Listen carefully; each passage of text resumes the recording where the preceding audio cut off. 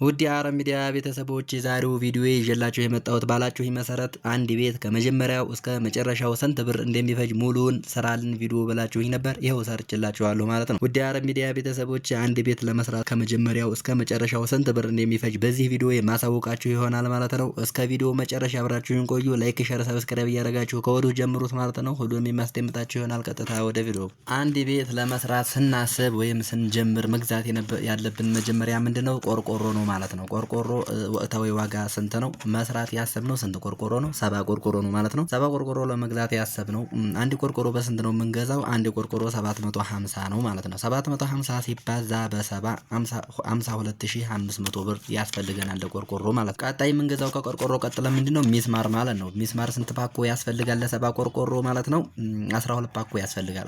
12 ፓኮ ሲባዛ በ800 አንድ ፓኮ 800 ብር ማለት ነው። 12 ሲባዛ በ800 9600 ለሚስማር እናወጣለን ማለት ነው። ቀጣይ ደግሞ ምንድነው የምንገዛው? ፍልጥ ወይም ጥርብ ማለት ነው። ፍልጥ ለ70 ቆርቆሮ ስንት ይበቃል ካላችሁኝ 600 ፍልጥ ያስፈልጋል። አንድ ፍልጥ ስንት ነው? 60 ብር ነው። 60 ሲባዛ በ600 36000 ለፍልጥ ያስፈልገናል ማለት ነው። ቀጣይ የምንገዛው ከፍልጥ ቀጥሎ ማገር ወይም ዲፍን እንጨት የሚባል ነገር ነው ማለት ነው። ቋሚ ከፈፍ እንዲሁም ዲፍን እንጨት ወራጅ የሚባሉ ነገሮች ማለት ነው። 350 ዲፍን እንጨት ያስፈልገናል። አንዷ በስንት ነው የምትገዛው? 200 ብር። 200 ሲባዛ በ350 70 ሺህ ብር ለዲፍን እንጨት ያስፈልገናል ማለት ነው። ሌላኛው የምናየው ምንድነው ማለት ነው? የምንገዛው የውሃ ልክ ድንጋይ ማለት ነው። የውሃ ልክ ድንጋይ ስንት ቢያጆ ያስፈልገናል? 3 ቢያጆ በትርቦ። አንድ ቢያጆ ስንት ብር ነው? 14000 14000 ሲባዛ በ3 42000 ለድንጋይ ያስፈልገናል የውሃ ልክ ማለት ነው። ቀጣይ የምናየው ምን ይሆናል? አሸዋ ነው የምንገዛው። ቀጣይ አሸዋ አንድ ትርቦ ወይም አንድ ቢያጆ ያስፈልገናል። አንድ ቢያጆ ስንት ብር ነው? 15000 ማለት ነው። ቀጣይ ደግሞ ከአሸዋው ቀጥሎ ሲሚንቶ እንገዛለን። ሲሚንቶ ስንት ነው? 12 ኩንታል 12 ኩንታል ሲባዛ 1700 ነው አንድ ኩንታል። የባለሙያ 12000 ጥቅል ለውሃ ልክ 47400 እናወጣለን ማለት ነው። ቀጣይ የምናየው ምን ይሆናል ደግሞ? ከውሃ ልክ ቀጥሎ በር እንገጥማለን ማለት ነው። በር ማለት ለ70 ቆርቆሮ ምን ያክል በር ነው የሚያስፈልገው? እስከ መስኮቶቹ ማለት ነው። አጠቃላይ ሙሉ በር እስከ መስኮቶቹ በር ላሜራ 60000 ያስፈልገናል ማለት ነው። ደግሞ ምንድነው? ገረገንቲ 2 ሲኖ ያስፈልጋል። አንድ ሲኖ 7000 ብር ነው። 2 ሲኖ 14000 ማለት ነው። የወዛደር ደግሞ የማስገቢያ 4000 ኦር 18000 አጠቃላይ ማለት ነው ለገረገንቲ። ሌላው ደግሞ ወደ መረጋ እየሄድን ነው። ለመምረግ ምን ያስፈልጋል? አፈር 2 ሲኖ ያስፈልጋል።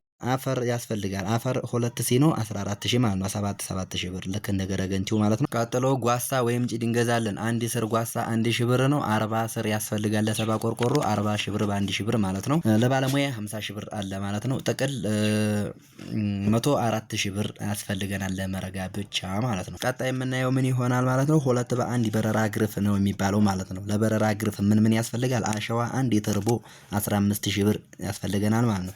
ሲሚንቶ 14 ኩንታል ሲባዛ በ1700 ብር ማለት ነው። ሲሚንቶና አሸዋ 38800 ብር ማለት ነው። ቀጣይ ደግሞ ምንድነው? ሽቦ ጥቅል ሽቦ ያስፈልጋል። 4 ጥቅል ሽቦ ያስፈልጋል። 850 ሲባዛ በ4 3400 ብር ማለት ነው። ግድግዳው ላይ የሚመታ ሚስማር ያስፈልጋል። ሚስማር 14 ባኮ በ800 ሲባዛ 14600 ብር ማለት ነው። አንድ ባኮ 800 ብር ነው ማለት ነው። ሚስማር ለሚስማር ብቻ 14600 ብር ያስፈልገናል።